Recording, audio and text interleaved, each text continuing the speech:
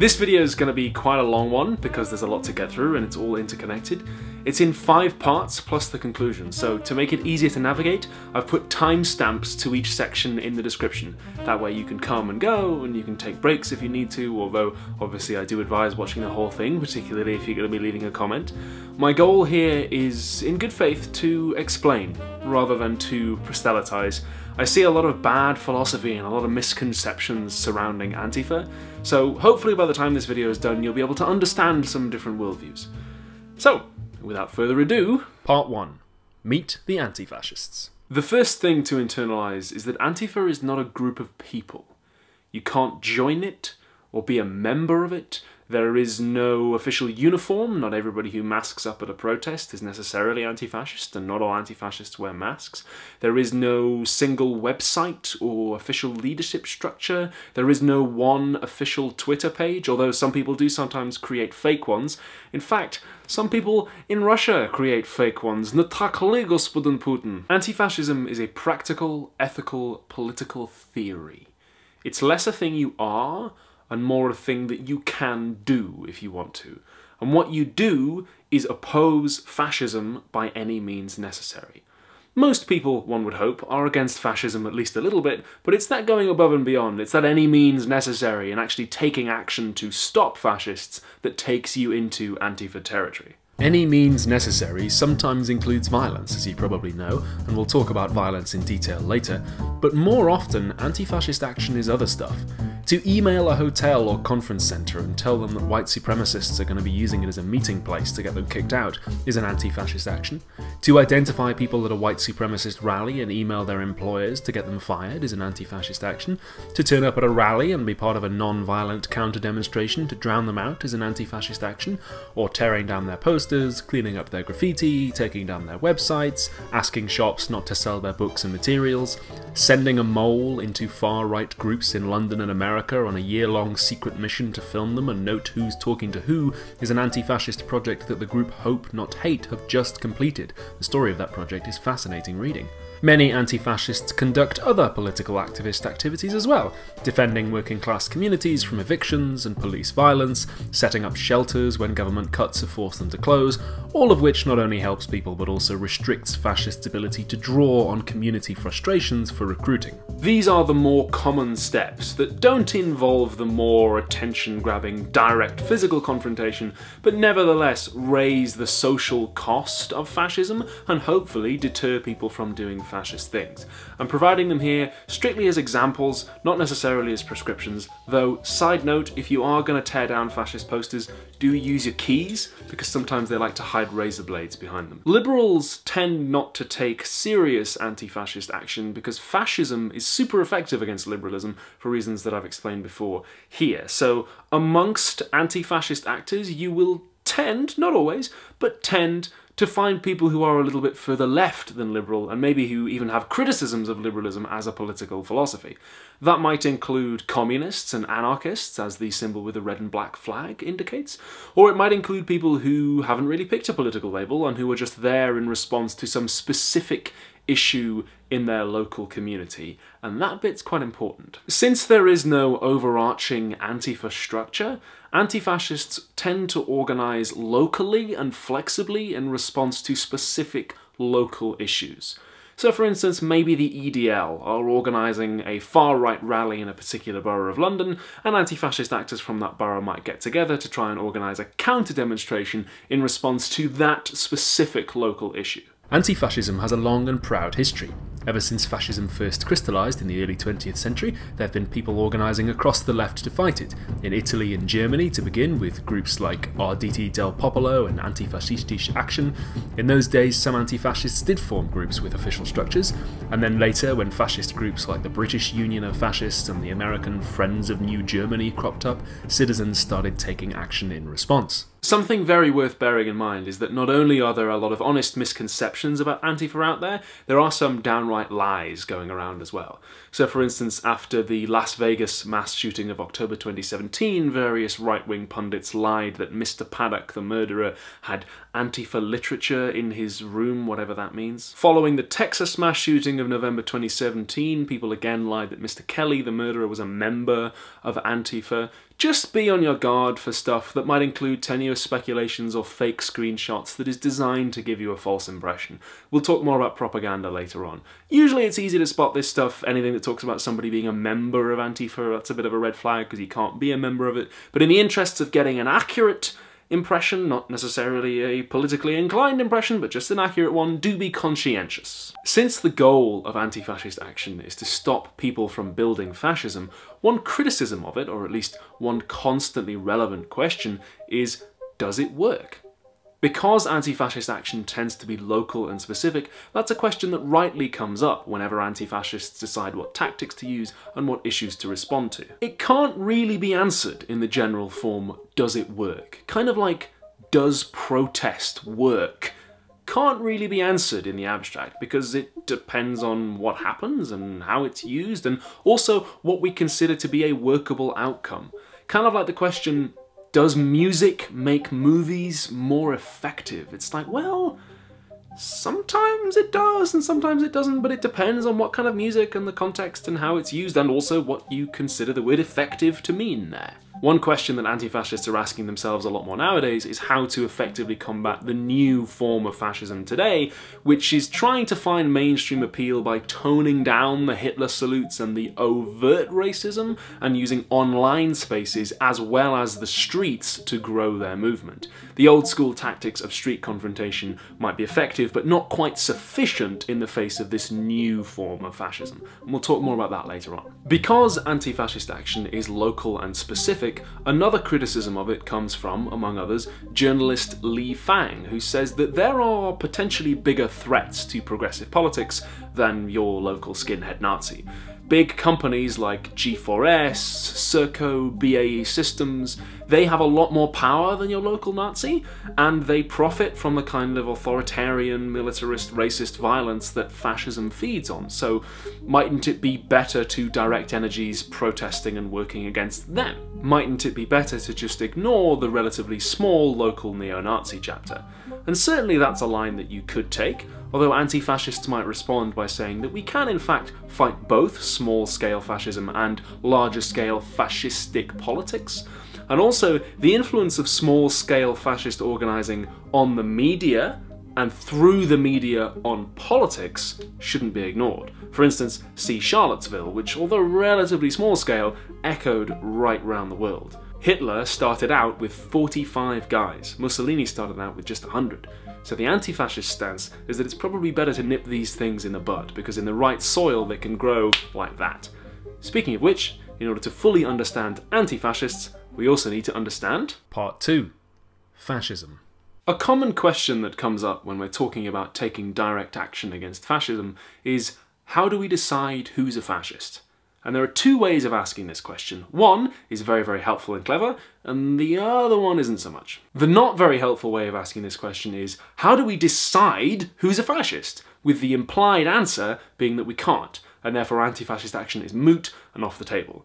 The reason that isn't very helpful is that it stops anybody really learning anything. It's kind of the end of the conversation, and it also allows fascists to carry on. People who ask this version of the question usually want some abstracted, foolproof answer or some formula for definitely identifying a fascist, which obviously stacks the deck against a theory that is local and specific and flexible in its application. The clever way of asking the question is, how do we decide who's a fascist? And use that as a jumping off point to learn more about fascism and how to spot it. And that's the way we're going to ask the question. The word fascist is often used to just mean authoritarian or aggressive, but that's not the most helpful way of using it, because it allows people to draw a false equivalence between the authoritarianism of, say, Lenin with the authoritarianism of Hitler.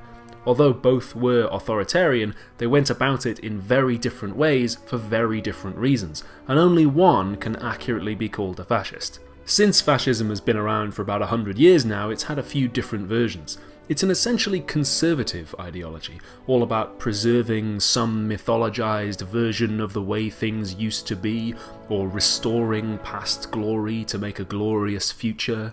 In general, fascism is characterized by being less fond of democracy and more fond of dictatorship, very pro-military and pro-police, pro the state, particularly in ways that encourage narrow views of nationalism and patriotism, often in xenophobic ways or ways that tie nationalism to race.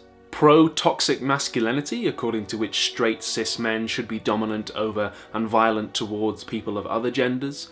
Pro-capitalism, and hand in hand with that, very anti-communist, and particularly relevantly for today's fascism, virulently racist against people of colour, and very anti-Semitic. Those last two go hand in hand, as we'll be seeing later. The historian Robert Paxton gives a good overview. He says fascism is a form of political behaviour marked by obsessive preoccupation with community decline, humiliation, or victimhood, and by compensatory cults of unity, energy, and purity in which a mass-based party of committed nationalist militants, working in uneasy but effective collaboration with traditional elites, abandons democratic liberties and pursues with redemptive violence and without ethical or legal restraints goals of internal cleansing and external expansion. The collaboration with traditional elites bit is important there. In my country there's a popular image of fascists as uneducated or working class skinheads, but that's increasingly outdated. As we'll be seeing later, many of today's fascists are educated, wealthy and polished. Some of these features might be emphasised more than others. For instance, contemporary Euro-American fascism leans hard on the white supremacy angle. There were 20th century Chinese and Japanese versions of fascism that obviously didn't subscribe to that bit. Not everybody who has one or two of these features is necessarily a fascist, and fascists know that if they can find ways in which they can appear to not fit all of them all the time, they might be able to fool you. Like, we can't be fascist, we've got a black person or a gay person in our movement. Kind of like the old I can't be racist because I have a black friend move, or the I can't be sexist because I have a wife and a daughter move. But in general, these are the hallmarks to look out for. It's important to note that fascism is not a wholly different kind of government from the one you might know, and it did not end in 1945. For instance, most of these features I described would also, in milder forms, describe a certain American presidency. That's right. The Reagan administration, which actually was so okay with fascism that it actually supported fascist governments with money and weapons, for instance in Guatemala. Something else worth bearing in mind is that this form of government based on racist violence and exploitation, that's a story that a lot of indigenous people and black people have heard before, which is why you might also see some people describe Euro-American fascism as colonialism brought home. For reasons I've explained here, fascism grows quite effectively within liberalism, and that can be a gradual process. Fascism is not an all-or-nothing deal. Like many of the most interesting things in life, it's a sliding scale, not a binary. Hence, the problem we started with, right? How do we identify fascists and distinguish them from ordinary conservatives and even from just slightly more right-wing liberals? Another issue compounding this is that people used to openly identify as fascists or Nazis, but the words, rightly, have so much negativity attached to them nowadays that hardly anybody does. And so fascists will say they're not fascist, just as racists will say they're not racist, and bullies will say they are not bullies. If we confine our anti-fascist activities only to those who openly identify as fascist, we'll miss some of the most dangerous ones, as we'll be seeing later on. But if you know the features of fascism, and particularly in Europe and North America, if you understand white supremacist ideas both for what they are and what they pretend to be, you'll be more easily able to spot fascist ideas when people are spreading them. I'll teach you more about white supremacy a little bit later on. But even if we know the hallmarks of fascism, you might well say that the contents of someone's heart are hard to know. Whether somebody really believes in a political cause or is just going with the flow, or especially on the internet if they are just a quote ironic fascist, not always easy to tell. So maybe an even cleverer way of framing the question is less who is a fascist and more who is doing a fascism. who in the local community is building fascism or spreading fascist ideas in a particular place at a particular time that we can organise against. If we know the hallmarks of fascism, it's a lot easier to tell when someone is building it, whether they really intend to or not. For anti-fascists, it's less about whether they're a good person or what they have in their hearts, and more about what is the political effect their actions are having. That said, it's still possible to make mistakes. If you're going to be out there taking anti-fascist action, particularly at a protest where it can be disorienting and there's a lot of things going on, it's possible that people might get the brunt of something that wasn't really meant for them.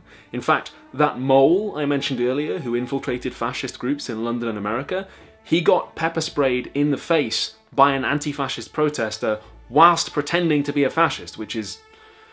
thankfully, he's completely fine. Anti-fascists know, of course, that mistakes are possible, which is why decisions about tactics are made locally and flexibly. If you go to a protest, not necessarily an anti-fascist one, but just about any protest, you'll often find people who are among the protesters, but trying to de-escalate things. Anti-fascists know about this problem, they do think about it, which is why such a large part of anti-fascist action is gathering intelligence. It's also very worth noting that although it's true anti-fascists could hit the wrong target, that is something that is also true of, and comes true far more often and destructively for, the army and the police. That doesn't mean we can't play the innocent bystanders card, but if we are going to play it, we should play it consistently. So, now that you know the features of fascism, you'll be able to see through a very common mistake. People sometimes draw a false equivalence between anti-fascist actors and fascists, weirdly. You might have seen people, including the President of the United States, saying that both sides are the same, or that if you resist fascists, you're the real fascist. There's that fake quote from Churchill saying that the fascists of the future will call themselves anti-fascist. He never actually said that, and even if he did, it wouldn't matter, because it would still be wrong in this case. And you can also find memes saying that anybody who wears a mask in public is bad, which I like to call the J. Jonah Jameson approach to political critique. Also, here's a completely unrelated picture of some riot police. Now that you know what fascism is, you'll be able to see through this false equivalence. Since anti-fascist actors tend to be pro-peaceful foreign policy, pro-community, pro-workers' rights, feminist and anti-racist, they are obviously not ideologically the same as fascists, who you'll remember are all about state violence, capitalism, nationalism, and being racist. You'll also see people, for instance Dinesh D'Souza, say that the Nazis were left-wing because National Socialism has socialism in the name. In fact, this was a deliberate ruse. Genuine socialism, where the workers control the economy, was big in 1920s Germany and represented the main rival political force to the Nazis. So they co-opted socialist rhetoric to appear more left-wing and tie their brand, if you like, to something that was already popular. In fact, when the Nazis came to power, they banned trade unions and privatized large sections of the economy, so the opposite of socialism. Nazi propaganda sent the message that Marxism is a secret plot by Jews to control the world, and at several points in Mein Kampf, Hitler unambiguously condemns socialism. Another crucial difference is that whereas a socialist would analyse society in terms of class, the Nazis analysed it in terms of race, or people, or Volk. All of which is why the Nazis killed so many socialists. You know that famous poem by Martin Niemöller that starts, "First they came for the socialists and I did not speak out because I wasn't a socialist"? Well, the reason it says that is because they did. Another sneaky trick that fascists are using at the moment is saying that fascism definitely isn't racist because Mussolini's fascism supposedly wasn't, and they support this by selectively quoting Mussolini. This is a lie that's been peddled since at least the 1980s, designed to try and make fascism appealing again by crowbarring Mussolini and Hitler apart. We'll be talking about propaganda shortly. In fact, as early as the 1920s, Italian fascists were repeating white supremacist ideas, as well as producing anti-Semitic propaganda, laws restricting the freedom of Jews, and building concentration camps. In the early 20th century, socialism was a major political force, not just in Germany, but in a lot of other places as well. Particularly after the Russian Revolution of 1917, a lot of people and political parties had hope that capitalism and all the nasty working conditions and the unfairness and the exploitation and the war and disease and the poverty that had come with industrialization might collapse like any day now. And a lot of early 20th century leftists, including Marxists, saw early fascism and said, oh, it's just the rich capitalists using more aggressive measures to try and oppress the working class and stop us from building socialism. And to an extent they were correct. A lot of early 20th century liberals and rich people supported fascism precisely because it was so anti-socialist and anti-communist. But what those early 20th century Marxists didn't quite anticipate was just how big the racial element of fascism would become.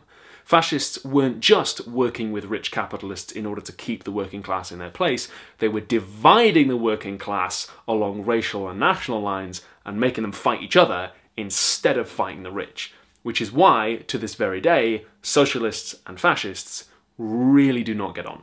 And speaking of fighting, when it comes to anti-fascist action, there's one thing that everybody wants to talk about, and I said we'd discuss it, so let's move on to Part 3.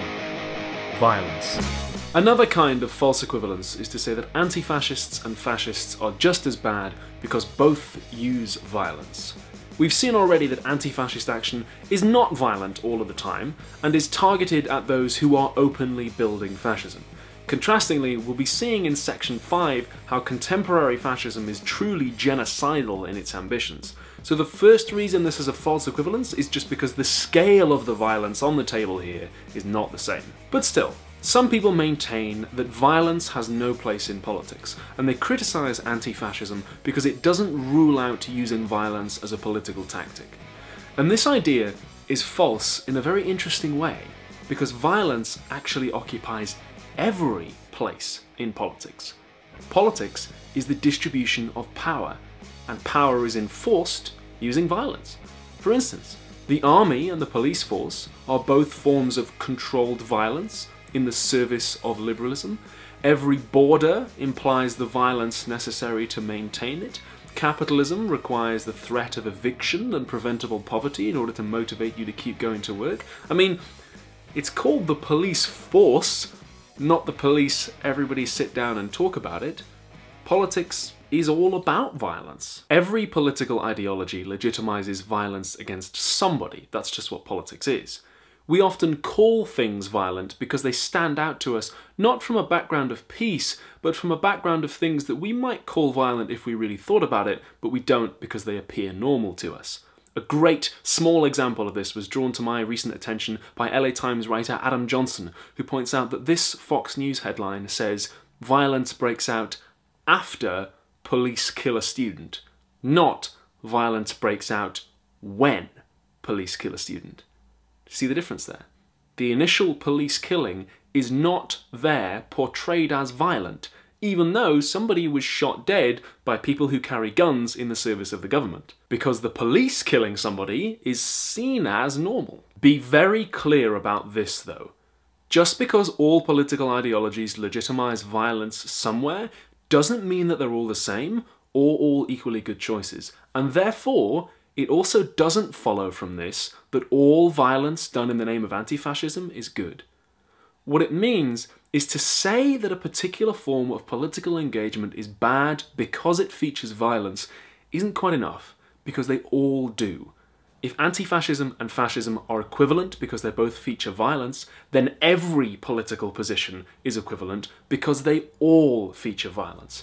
What separates them is who the violence is being done against and why it's being done. Some people will acknowledge that all politics features some kind of violence, but still criticise anti-fascists because they think that the state should maintain a monopoly on that violence. So although the police and the army are agents of political violence, they work for the state, and ideally the state works for the people, so their use of violence represents at least some kind of democracy. Kind of like the philosopher Thomas Hobbes, who said that governments should work by the people, placing all power in the hands of an absolute ruler, who in return promises to maintain peace and order. And that's a route you could go down, although anti-fascist actors might have some questions. They might ask you whether modern governments really do represent enough of a democratic ideal of accountability for that argument to fly. For instance, they might point out that peace and order are somewhat relative terms, and increasingly, order, which remember is enforced with violence, is an order that benefits the rich at the expense of everybody else, They might, if they're anarchists especially, flat out deny that the state should have a monopoly on violence. They might also point out that this Hobbes arrangement where all violence is within the state is one that greatly benefits fascists and allows them room to grow. But let's return to that false equivalence between the far left and the far right. The idea we're examining is the idea that both are the same because both use violence. We've seen already that the scale of the violence doesn't match, and that to say that a particular form of political engagement is violent is almost tautologous because they all do.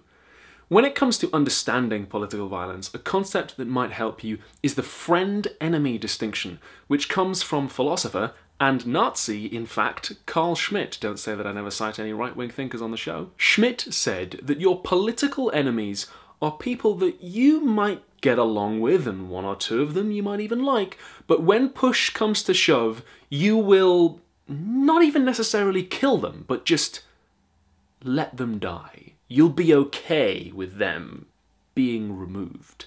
Every political ideology uses violence somewhere, everybody has some political enemies, but another big difference between the left and the right is that they use the friend-enemy distinction in very different ways. There's a famous anti-fascist play called On the Frontier by W.H. Auden and Christopher Isherwood, a play that I once had the pleasure of being in, actually, in which a rich arms manufacturer called Valerian makes weapons for a fascist dictator. At the climax of the play, the fascist dictator is overthrown by his own people, who also kill Valerian himself.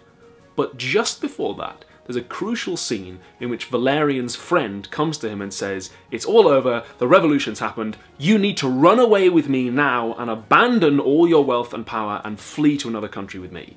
And Valerian says no.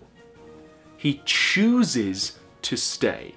And, moreover, he chooses to give his money and weapons, not to the people trying to overthrow the fascist dictator, but to the fascists. And it's choice that distinguishes Valerian from the victims of the fascist government he supports. I'm not suggesting we should start executing industrialists.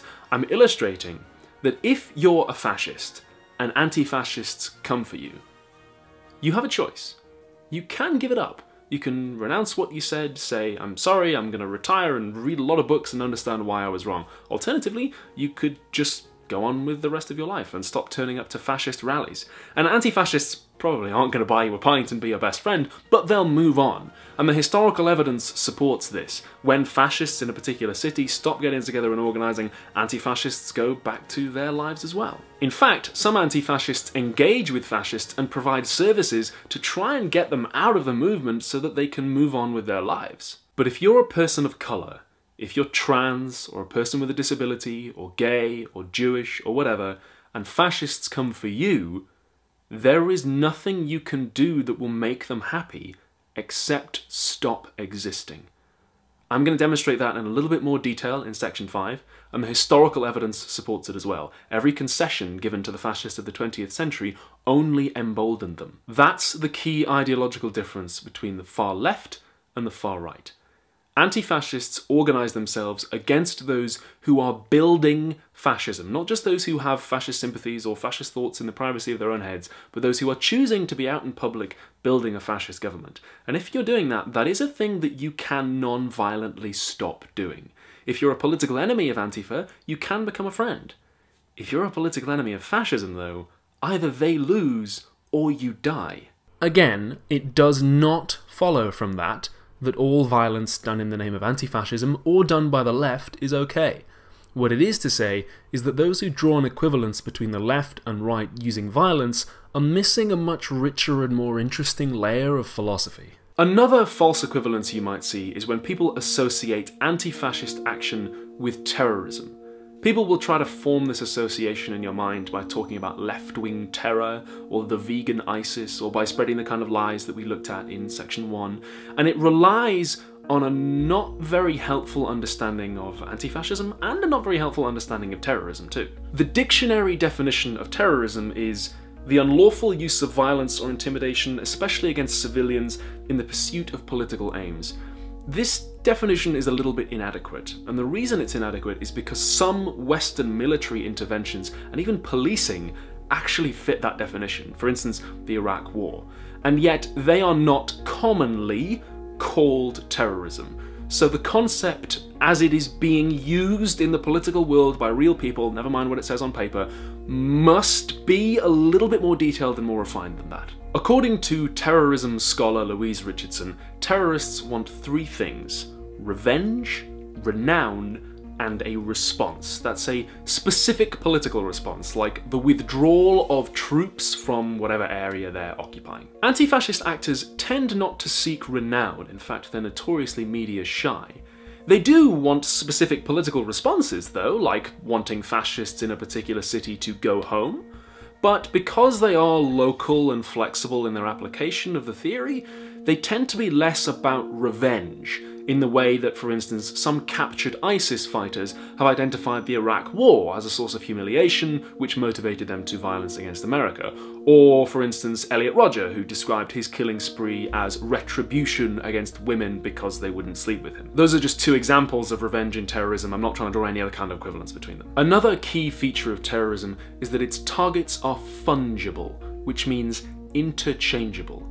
The victims of a terrorist bombing, or again Rodger's victims, stand for a group even if they are not personally doing the bad thing that members of that group supposedly do.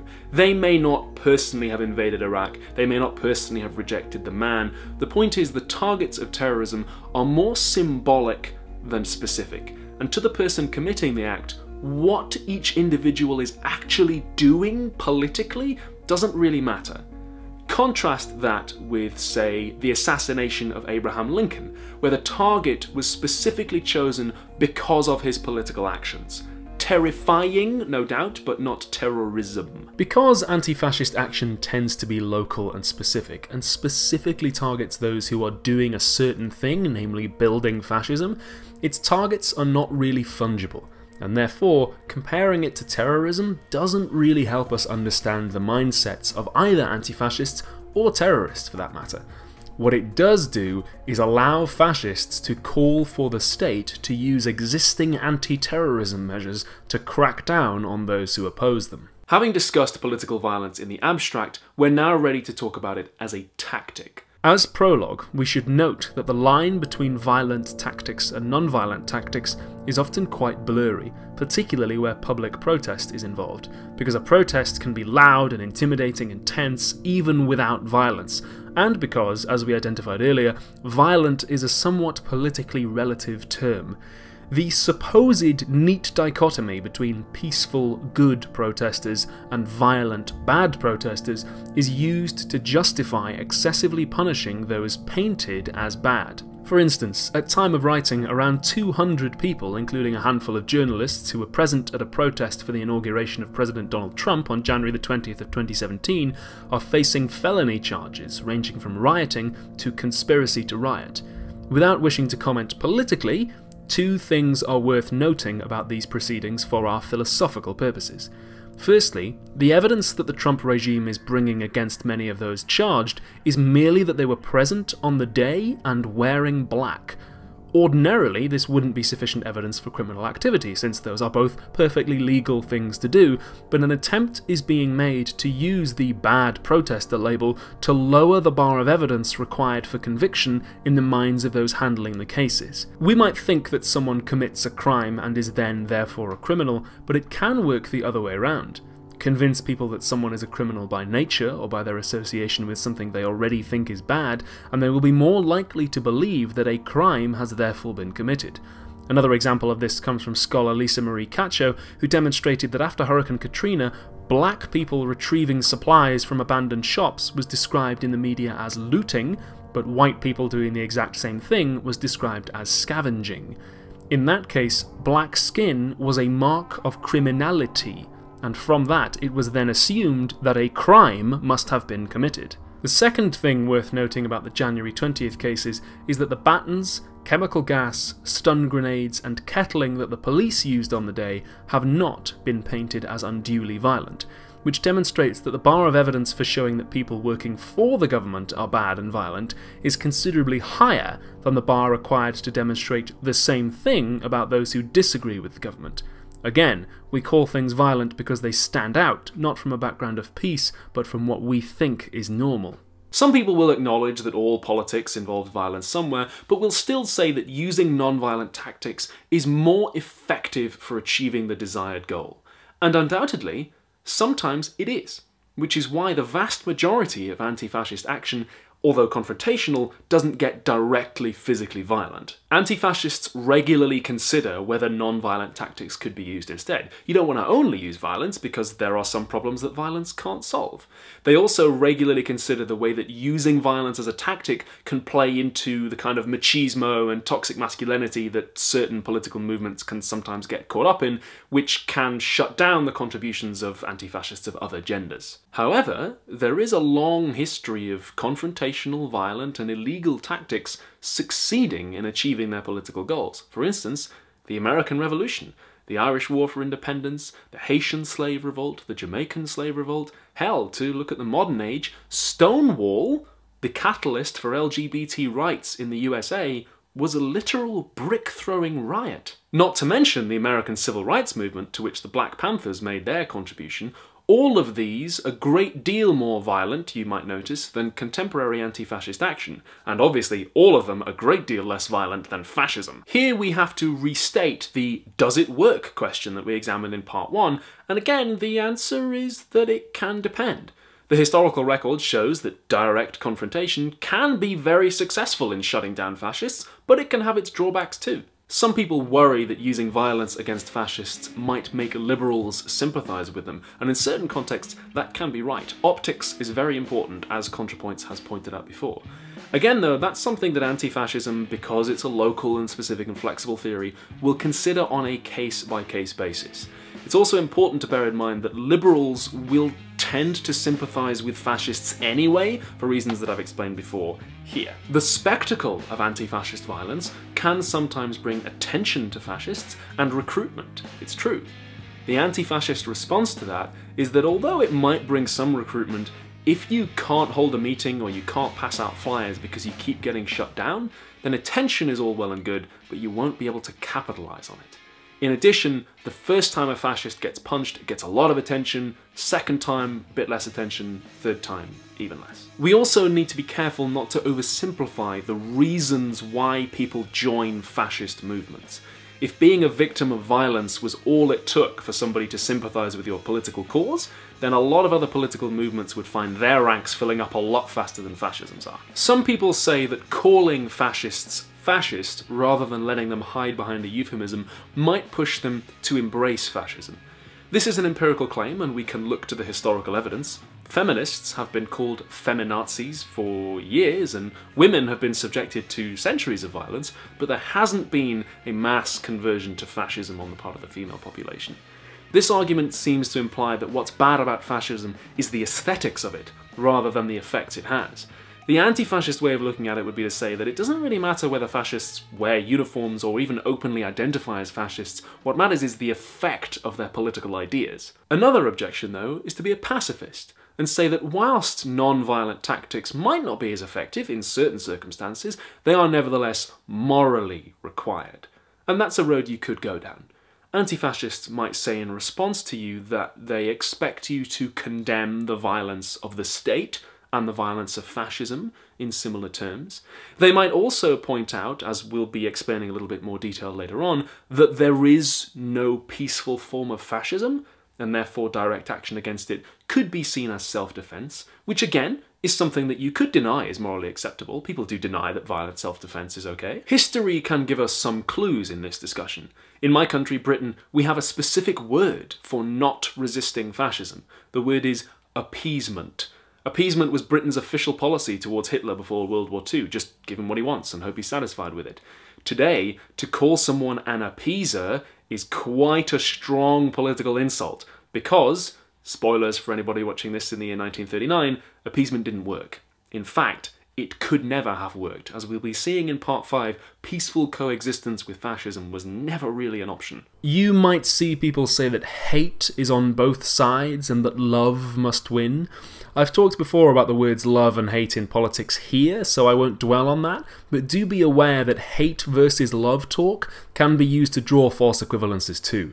Do also be aware that fascists love these false equivalences and will hide behind them to try and gain your sympathy. Before we move on, I'll say this again explicitly for the third time for those who are determined to misunderstand me. None of this means that all left-wing violence is okay. What it means is the equivalence between the left and the right is a false one that benefits fascism. Part 4. Free speech. Some people say that fascism is despicable, but fascists have a right to their opinion. What's interesting is that many anti-fascist actors would agree. Their goal is not to strike down the laws that guarantee free speech. So what's the source of the conflict here? Well, let's dig a little deeper. As prologue, we should note that the free speech issue and the violence issue can't really be separated. It might seem very neat and enlightened and compassionate to say, I don't support fascist ideas, but I'll defend their right to express them. But remember, all political ideologies involve violence somewhere. What that can in practice translate to is police subjecting people to violence because they get called up to do the actual business of protecting that fascist speech. For instance, at the Battle of Cable Street in 1936, the British Union of Fascists decided they wanted to march through the East End of London, and about 20,000 people from the local community turned up to block the march. They didn't want fascists in their community. They'd already tried and failed ahead of time to get the government to stop the march. The government refused, and because the march was therefore technically legal, the police protected the fascists and attacked the anti-fascist protesters, who ended up having to fight not just fascists, but their own police force as well, the very people who were ostensibly meant to be defending their community against threats. Lest we think that sort of thing is confined to the past, in 2003 and 2004, Swedish anti-fascist actors were attacked by the police whilst trying to shut down a fascist rally. In 2012, Greek anti-fascists were attacked, arrested and then tortured by police for defending immigrant communities against the fascist political party Golden Dawn. In my own country, only last year, the EDL, a far-right group, held a rally in Trafalgar Square, and anti-fascist counter-protesters were threatened with arrest and pinned to the ground and dragged away and in some cases arrested, whilst those who were publicly inciting racial hatred were allowed to continue. I offer these examples not to try and sway you in any way, but just to show you that when fascist free speech is advanced on paper, it's enforced in the streets by police violence. And so because some free speech drowns out other free speech, it matters whose specific free speech we support. Let's dig into the philosophy though. The first thing we're going to need to note is that there's a difference between what somebody says and the act of saying it. An example I've used before, fans of my show will know it, is the sentence, "I love you." Suppose a stalker sends this message every 10 minutes to their victim. And suppose also that it is true. The stalker really does love the victim. It would still be missing the point to defend the stalker either on the grounds that what they have said is true or that they have a right to say it. Because the problem here is not the content of what is said or the bare fact that it has been said, but the particular effects that the act of saying it in that way have. So you can see, for instance, there's a difference between saying something anti-Semitic at home and organising a fascist rally through an area of London where a lot of Jewish people live. Although both are despicable and the ideas expressed might be the same, the effects that those two acts of speech have are very different. Having limitations on acts of political expression is nothing new. The right to free speech guarantees that governments will not persecute you for the content of your beliefs, but if I were to break into the House of Commons and make my criticisms of the British government very loudly with a lot of swearing, I would expect to be shut down. Because although we are all entitled to our views, we are not legally entitled to always express them in whatever manner we like without consequence. And fascist speech often has very interesting consequences. Suppose I say the sentence, "Today is Wednesday," and I say it all the time, every day, even when it isn't Wednesday, and I even today's Wednesday say today's Wednesday at times when it's completely in a today's Wednesday appropriate. If you're very clever, you might start to suspect that I'm not really talking about the days of the week. Those are the words that I'm using, but I'm actually doing something else with them. Namely, I'm taking the piss out of you whilst you try and explain to me the days of the week. Well, a lot of fascist speech works in similar ways. The myths at the core of fascism, the bad statistics, the made-up history, the really off-the-wall stuff we'll be getting to later on, it doesn't really matter to a committed fascist how many times you sit down and debunk that stuff. They keep Today's Wednesday saying Today's Wednesday. That's because it's not so much about the content, but the act of saying it. And that's how we spot propaganda. The job of propaganda isn't necessarily to convince anyone. Propaganda is a recruitment tool. It gathers and retains the people who understand the true message and who are willing to repeat it.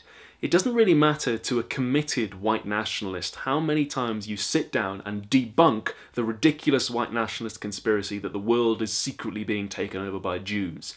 Because when they say that, they aren't really saying that it's true. What they're saying is, they want to persecute Jewish people.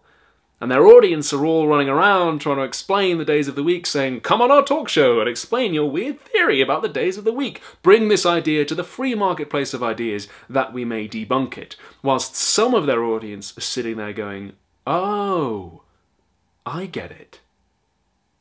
Today's Wednesday. The liberal love of free speech is a great thing, but it assumes that everybody's coming to the table in good faith and is willing to play the game, which fascists obviously aren't. That's why it is worth countering fascist arguments in order to try and reach potential recruits before they can, but anti-fascists will try to deny fascist platforms. Because when we interview fascists or we debate fascists, they're not really there for us. They're there for our audience. Whilst we're up there talking about the days of the week, there's a guy at the back of the lecture theatre handing out pamphlets about the Wednesday question. Another function that giving platforms to fascists serves is to make them appear normal, like this New York Times article from November 2017, which is a largely humanising profile of a neo-Nazi from Ohio. The desired effect, from the neo-Nazi point of view, is that people reading the article who are close to Nazi sympathisers but not all the way will feel more comfortable knowing that they can still love cats, metal music and pasta and be fascists. And being more comfortable with their proximity to fascism will therefore be inclined to get a little bolder and more public with it. Journalists may feel they're being neutral by writing pieces like this, but in fact, the decision to focus the article on a neo-Nazi's family life, rather than on the fact that, as will be demonstrated shortly, his political beliefs demand the genocide of millions of people, is itself a political decision on the part of the author. Articles like this make fascism out as little more than a quirky alternative to the mainstream, which is how it sneaks under the radar of liberalism. And fascists realised this long before anyone else did. Carl Schmitt, who you'll remember from the friend-enemy distinction in section 3, said in 1922 that liberal societies, with their love of free speech, would allow the Nazis to freely undermine them from within and turn liberalism's own virtues against it. All they had to do was pretend to value free speech, and they could say, hey, what about our free speech? Why don't we get to come on the talk shows and stand up in Parliament and spread our propaganda, make our arguments? And turn liberalism against itself they did. Schmitt himself joined the Nazi Party, who, it then became obvious, didn't value free speech quite as much as they pretended to. Despite what classical liberals like John Stuart Mill said about truth always defeating error and falsehood in open rational debate, the historical evidence sadly just doesn't support that idea when it comes to fascism. Still though, somebody might say that even though fascists don't value free speech and only pretend to when it suits them, anti-fascists can't use that as a justification to shut them down. Because isn't that like saying that shooting people is bad and therefore we should shoot anybody who shoots people? Aren't you the real fascist if you shut down fascists? Well, this is just the same false equivalence that we examined earlier on, only it's been restated in a different skin. Like before, this ignores the ideological difference between anti-fascism and fascism, and it ignores the Content Act distinction. It treats the tactic as separate from the politics behind the tactics. And that's just not how anti-fascists approach this issue. Remember, every political ideology is violent towards someone, shuts someone down, but the devil is in who and why. In Antifa, the anti-fascist handbook, Mark Bray writes, "It's important to note that the vast majority of people who oppose limiting free speech on political grounds are not free speech absolutists. They all have their exceptions to the rule, Whether obscenity, incitement to violence, copyright infringement, press censorship during wartime, or restrictions for the incarcerated, if we rephrase the terms of the debate by taking these exceptions into account, we can see that many liberals support limiting the free speech of working class teens busted for drugs, but not limiting the speech of Nazis. Many are fine when the police quash the free speech of the undocumented by hunting them down, while they amplify the speech of the Klan by protecting them. They advocate curtailing ads for cigarettes, but not ads for white supremacy. One objection to anti-fascist stance on this might be that giving the government more power to shut down the free speech of some people arguably plays right into fascists' hands.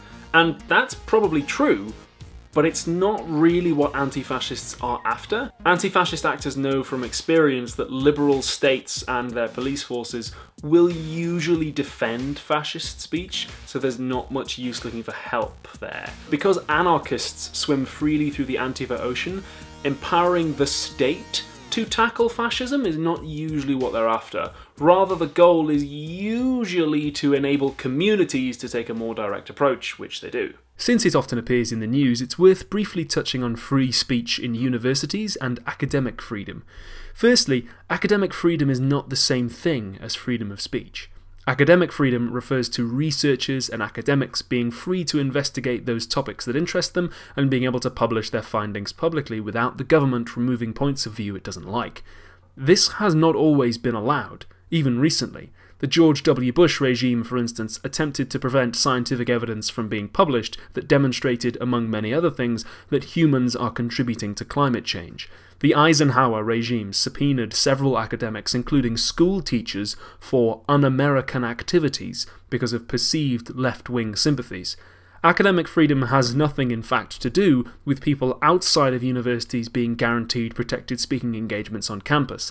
Neither free speech nor academic freedom guarantees anybody a platform or the freedom from consequences, criticism, or protest, which are themselves often forms of free speech. Speaking of government's relationships to free speech, though, another thing that Bray illustrates is that anti-fascists are probably actually more in favour of free speech than a lot of people realise, and even more than a lot of liberals are.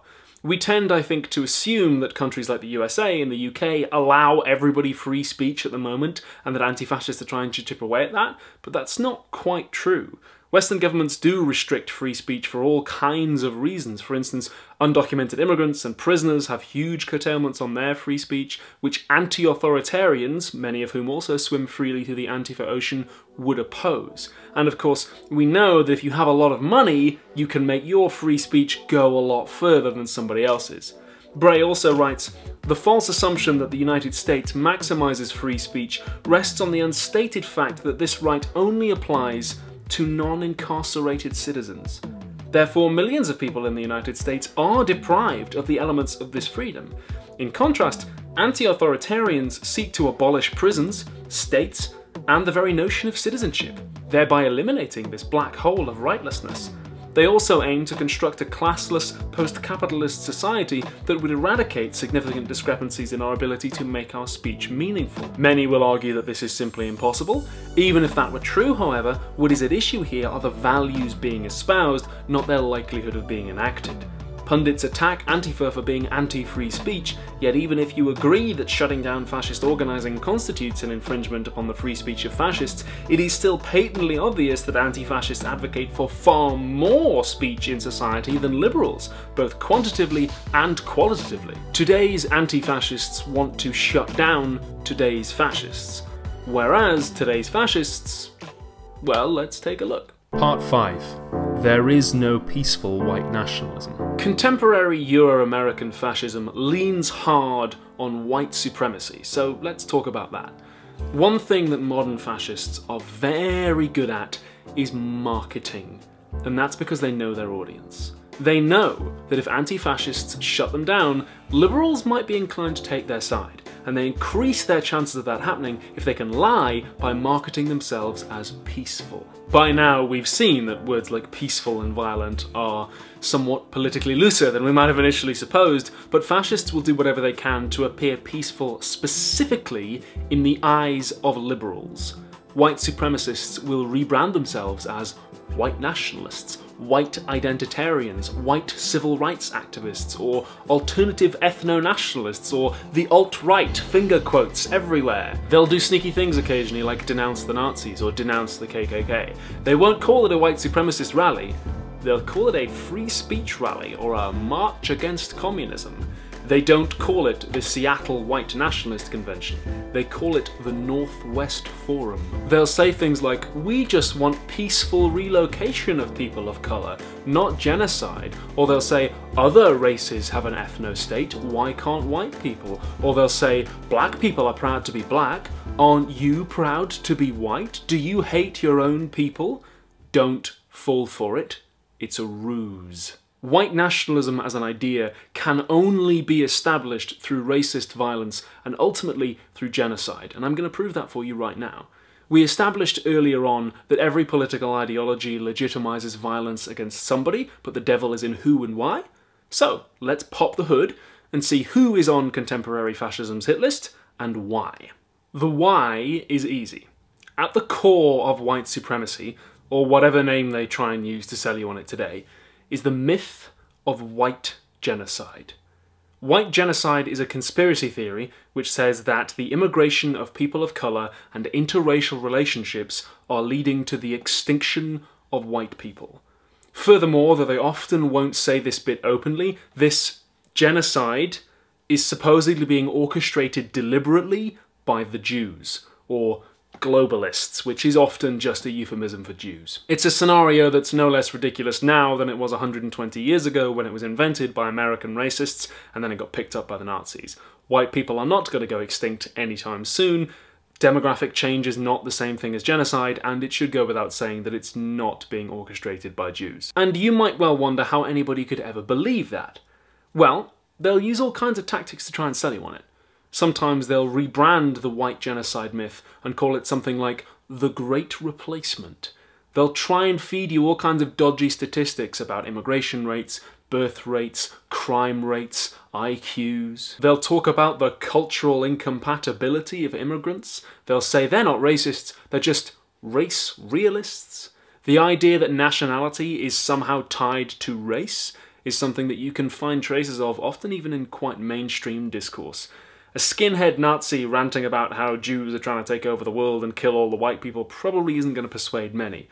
But a clean-cut Harvard graduate in a suit appears on the evening news and tells you that wealthy elites and globalists, they're bringing in all these immigrants whose cultures just aren't compatible with our Western values.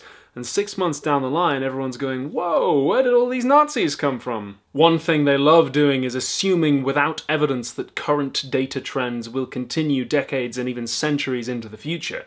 That way they can say, oh, look at all these immigrants coming here and having kids. If this keeps up, a very dodgy assumption, even if the data they give you is real, then you'll be a minority in your own country by 20 whatever.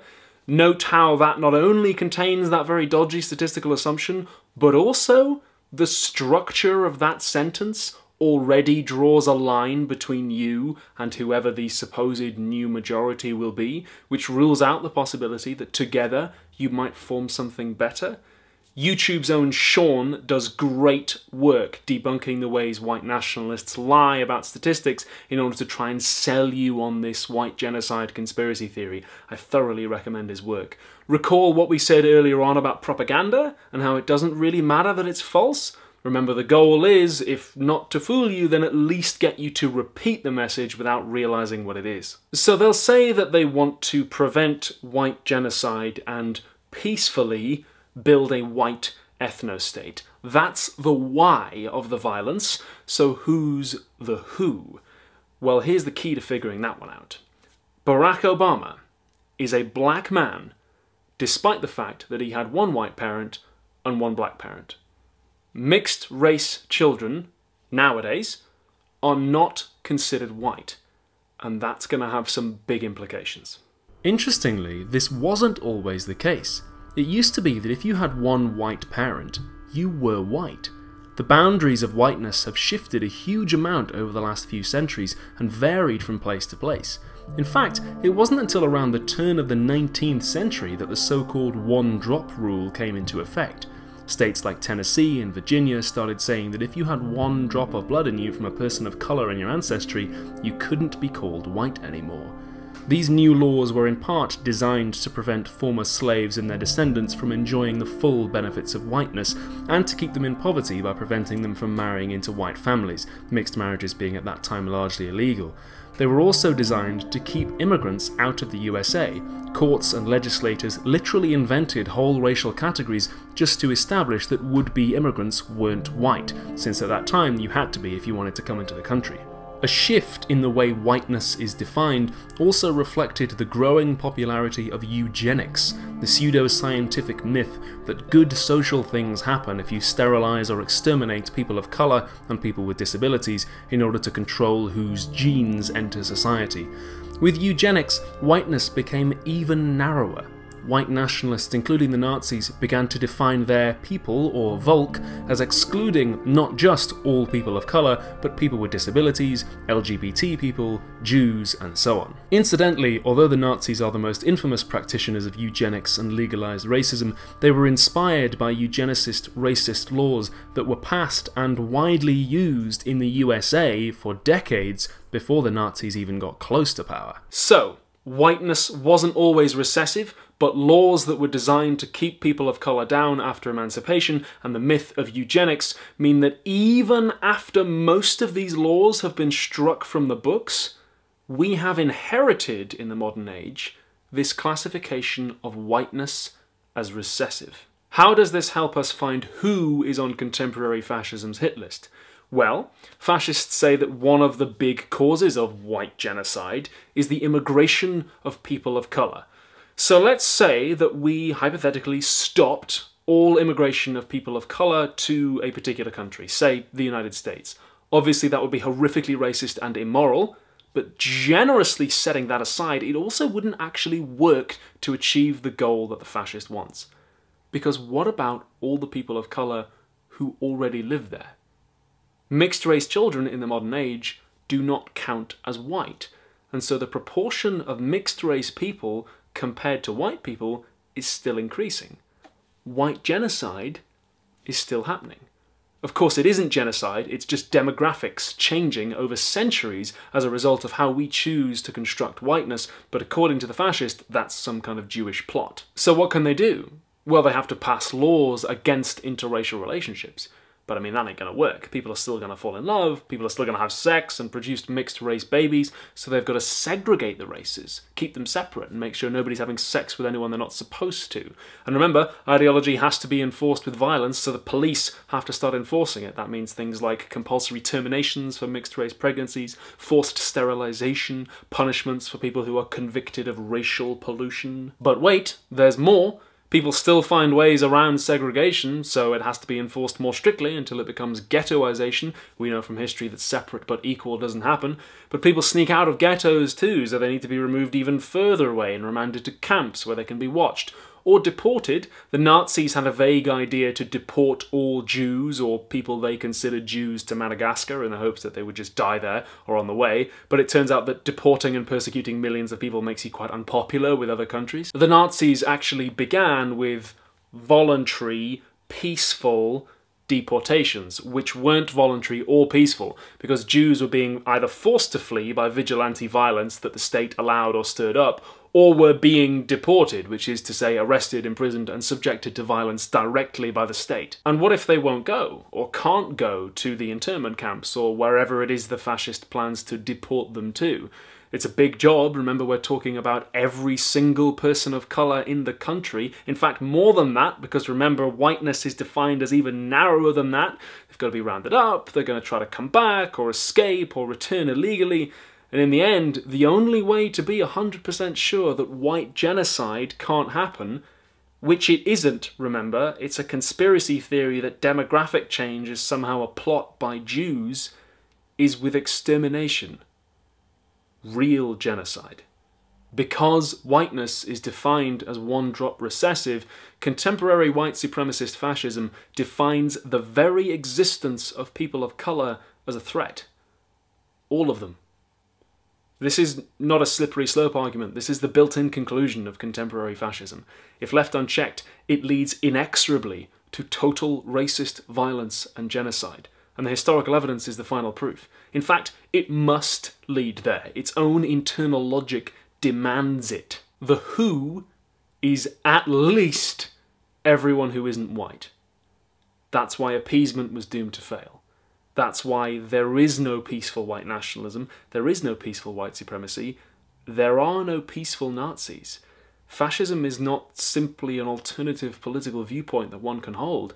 It is, in fact, incompatible with the existence of most human beings on Earth. Which is why it meets with such resistance. To people who haven't followed the white nationalist rabbit and who haven't really investigated why contemporary fascists think what they do, anti-fascist action can appear to come out of nowhere and be disproportionate. But now you can see through them and you know what's at stake. You may still disagree with anti-fascist action, or in the spirit of being local and flexible you may agree sometimes and disagree others and reserve the right to change your mind, but at the very least you now understand the political philosophies that are in motion in your world today. Conclusions. A lot of people, I think, have this idea that politics is like a play. There's one lead actor, one stage, one script, a handful of other people playing smaller roles, and one audience. But actually, I think that politics is like a whole theatre festival. There's all sorts of shows with loads of casts, loads of actors, loads of audiences, some of which overlap. Some of them are really big and famous, and some of them are tiny. Some of them aren't pitched at you, and some of them are just weird and incomprehensible, like that one guy at the Edinburgh Fringe every year who just stands on a street corner dressed as the Predator, and that's his whole show. Some of the shows in the theatre festival probably aren't very good, and there's a whole army of people whose job it is to write about the theatre festival and tell you what to think, and a lot of what they produce isn't very good either. If you want to know whether a show you just saw was good, you've got to ask yourself, what is it doing? Not what it says on the flyer, not what do the big official reviewers say about it, but by the content of the show and the effects it has on its audience, both intentional and unintentional, what is actually being done here. And in political terms, what that means is we've got to understand ideology and action, theory and praxis. Hopefully, having seen this video, you're on your way, or at the very least, hopefully you realise now that the theatres of politics can accommodate very many different kinds of show.